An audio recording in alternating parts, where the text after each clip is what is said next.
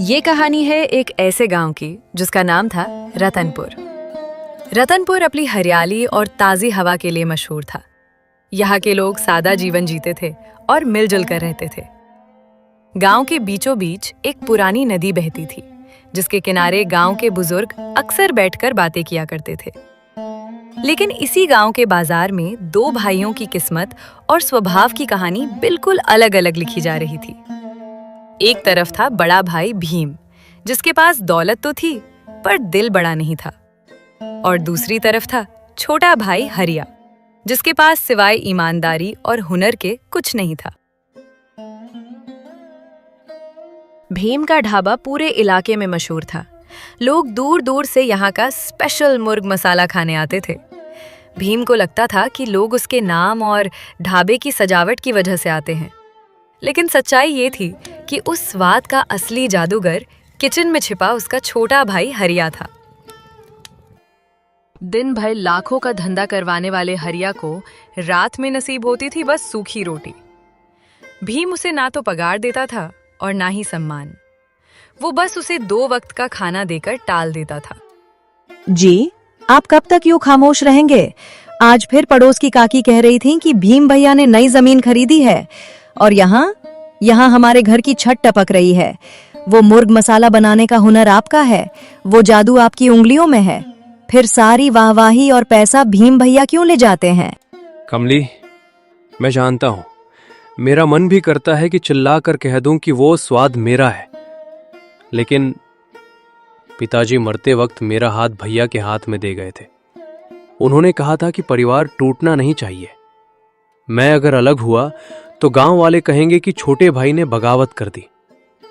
मैं नमक तो खा सकता हूं, पर नमक हराम नहीं कहला सकता। इसे वफादारी नहीं, बेवकूफी कहते हैं जी। जो भाई आपको भाई नहीं गुलाम समझता हो, उसके लिए अपना भविष्य जलाना कहाँ की समझदारी है। अगर कल को आपको कुछ हो गया तो वो भीम भैया मुझे 1 वक्त का खाना भी नहीं देगा। हुनर है आपके पास तो उसे अपनी ढाल बनाइए, बेड़िया नहीं। हरिया चुप हो जाता है, क्योंकि उसे पता है कमली सही कह रही है। शायद तुम सही हो कमली। शायद अब वक्त आ गया है कि मैं अपनी परछाई से बाहर निकलूं। अगले दिन दोपहर में भीम ने गुस्से में एक हांडी मुर्ग मसाला फेंकने का हुक्म दिया, क्योंकि उसमें नमक थोड़ा तेज हो गया था। हरिया को अन्न का अपमान बर्दाश्त नहीं हुआ। उसने वो खाना टिफिन में भरा और गांव के बाहर रहने वाले एक बूढ़े साधु बाबा के पास ले गया, जिन्हें वो अक्सर खाना खिलाता था। बाबा, आज खाना थोड़ा ज्यादा तीखा नहीं है, बस भैया का गुस्सा तीखा था। उन्होंने कहा कि इसमें नमक ज्यादा है और ग्राहकों को पसंद नहीं आएगा। आप मजाक कर रहे हैं बाबा, मैं तो बस एक मामूली रसोइया हूँ। लोग तो कहते हैं वो भीम भैया के ढाबे की सजावट और एसी के लिए आते हैं। सजावट पेट नहीं भरती हरिया, इंसान की भूख स्वाद और तृप्ति मांगती है। देख, ये चींटियां भी तेरे खाने की खुशबू से यहाँ आ रही हैं। प्रकृति झूठ नहीं बोलती। तू क्यों अपनी कला को उस पत्थर दिल इंसान के लिए बर्बाद कर रहा है? जो स्वाद तेरे हाथ में है वो बाजार में बिकेगा नहीं, बल्कि दौड़ेगा। तुझे बस एक शुरुआत करनी है। क्या तू अपनी पत्नी और बच्चों को यही गरीबी देना चाहता है जो तूने झेली है? उठ और अपनी खुद की हांडी चढ़ा। पर बाबा, मेरे पास दुकान नहीं है। अरे पगले, तुझसे ये किसने कहा कि पहले शुरुआत दुकान से ही होती है? तू अपना छोटा सा ठेला लगा मुर्गा मसाला रोटी का। और हरिया, दुकान ईंटों से नहीं भरोसे से बनती है। तेरा स्वाद ही तेरी दुकान है। जा, आज से तू नौकर नहीं मालिक है। साधु के वचनों ने हरिया के अंदर सोए हुए शेर को जगा दिया। वो सीधा घर गया, कमली की वो पायल उठाई जो उसकी माँ की आखिरी निशानी थी, और बाजार में लाला की दुकान पर पहुंच गया। अरे हरिया, ये तो तेरी घरवाली की पायल है ना? और ये क्या, तू इतने महंगे खड़े मसाले, शाही जीरा और कश्मीरी मिर्च मांग रहा है? कहीं चोरी चपाटी करके भागने का इरादा तो नहीं है? या भीम सेठ ने तुझे घर से निकाल दिया? काका, किसी के बुरे वक्त का मजाक नहीं उड़ाते। चोरी नहीं कर रहा, अपनी किस्मत आजमाने जा रहा हूं। ये पायल मेरी माँ की निशानी है, इसे गिरवी रख लो। जब मेरा वक्त बदलेगा तो सूद समेत छुड़ा लूंगा। अभी मुझे सबसे बेहतरीन क्वालिटी का चावल और असली घी चाहिए। पर तू करेगा क्या इतने सामान का? भीम सेठ को पता चला कि तू अलग से कुछ पका रहा है तो वो तुझे गांव में रहने नहीं देगा। काका, अब डर का समय गया। अब तक मैं दूसरों के लिए पकाता था, अब अपने लिए पकाऊंगा। आप बस सामान दीजिए और याद रखना, अगर मेरा मुर्ग मसाला चल पड़ा तो सबसे पहला ऑर्डर आपकी दुकान से ही मसालों का होगा। तेरी आंखों में एक अलग ही चमक है आज। ले जा सामान, पर संभल कर रहना। तेरा भाई बहुत पहुंच वाला आदमी है। हरिया ने फैसला किया कि वो कहीं दूर नहीं जाएगा।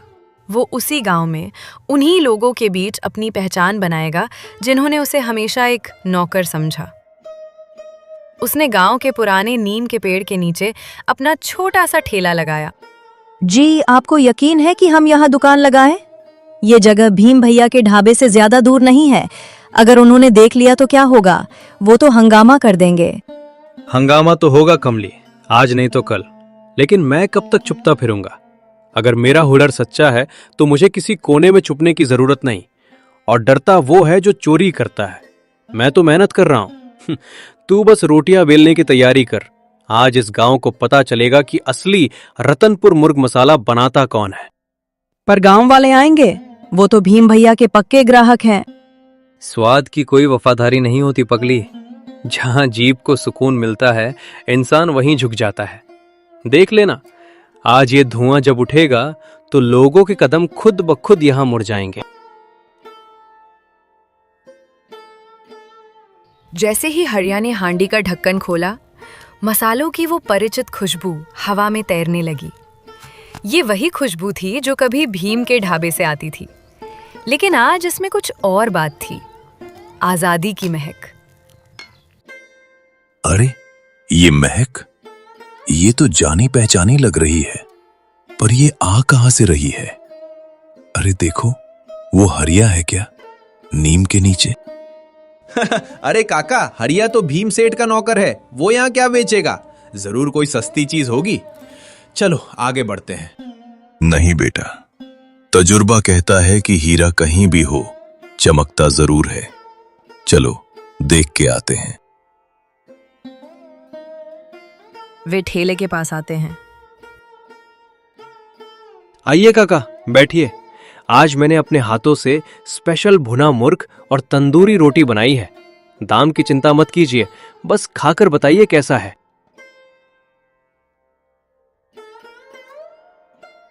ओहो बेटा हरिया, सच कहूं तो ऐसा स्वाद मैंने भीम के ढाबे पर भी पिछले कई महीनों से नहीं चखा। ऐसा लग रहा है जैसे साक्षात अन्नपूर्णा का आशीर्वाद है।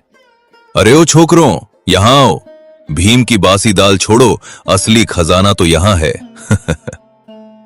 देखते ही देखते भीड़ बढ़ती गई।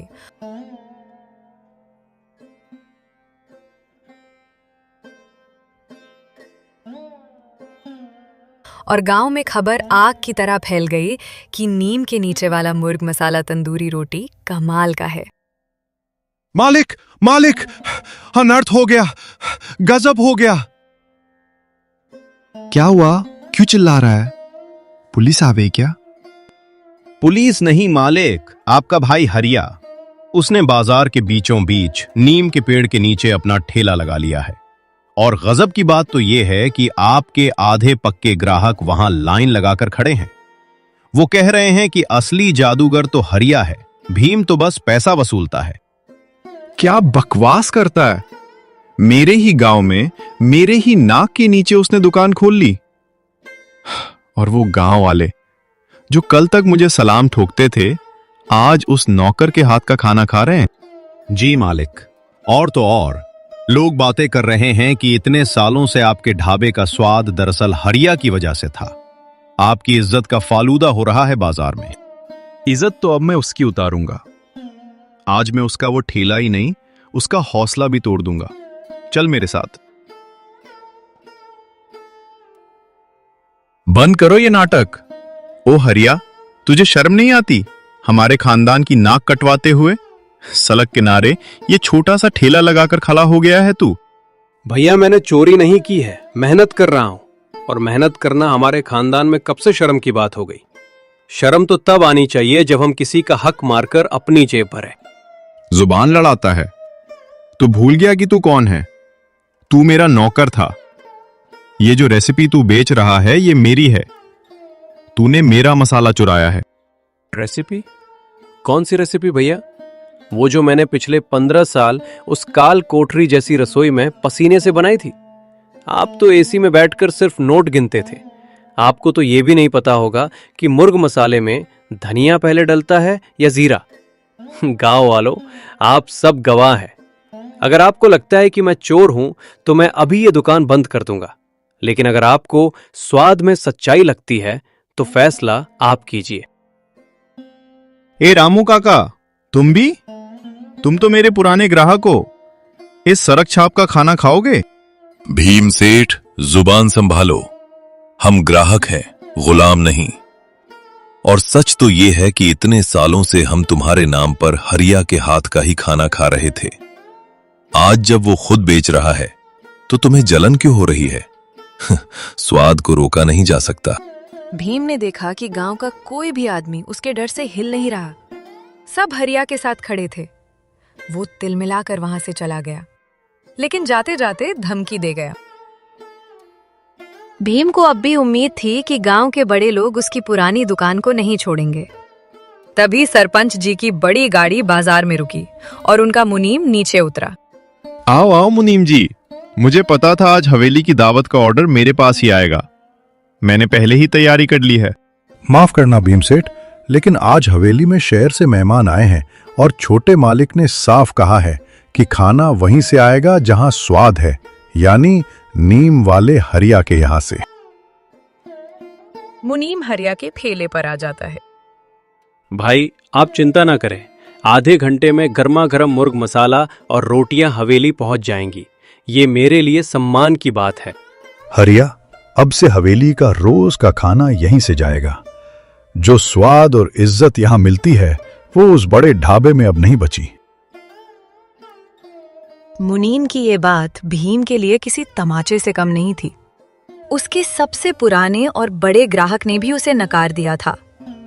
उस शाम भीम ने अपनी दुकान का शटर गिरा दिया, क्योंकि अब लड़ने के लिए कुछ बचा ही नहीं था। वक्त का पहिया घूमा और सब कुछ बदल गया। नीम के नीचे वाला वो छोटा ठेला अब एक पक्की दुकान बन चुका था।